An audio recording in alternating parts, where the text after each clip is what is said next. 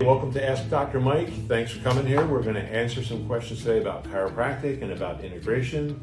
So here we go. First question I have here is, what do you say to someone who has never been to a chiropractor, is curious about treatment, but is nervous about coming in? Well, one of the things we do I'll tell you how to answer that question first. I would tell that person, there's nothing to be worried about. It's very safe. It's the safest of all the different doctors. We have the lowest malpractice because of that. But in our integrated model, people are coming in and it's the medical person recommending the chiropractic. And that kind of takes away all the fear because they go, do I really have to do it? And the medical person goes, yeah, I really think you need to do it. Okay, what do you wish people knew about chiropractic? I can tell you exactly the answer to that question. What I wish people knew about chiropractic is how it affects their nervous system.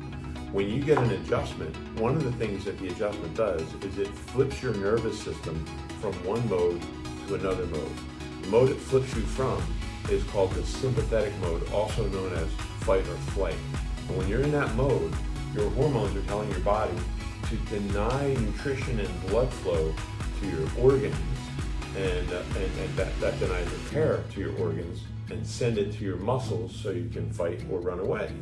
It's good to be in that mode if you're in an emergency, but it's not good to be in that mode long term. When you get an adjustment, it's been shown to flip you into parasympathetic mode, which now says you can relax your muscles and let's start fixing the organs. That's why chiropractic has so many miracles, because it helps to flip you into that parasympathetic mode. Question number 3, what is the biggest misconception about medical integration? I can tell you that very easily. The way we do it, most people think, well, you're selling your soul and giving up your ethics and your beliefs to just make money, and that's not true. What we're doing is we're working together to find the best outcome for the patient with the least invasion. So the least amount of drugs, least amount of surgery, doing it in a way that everybody's working together.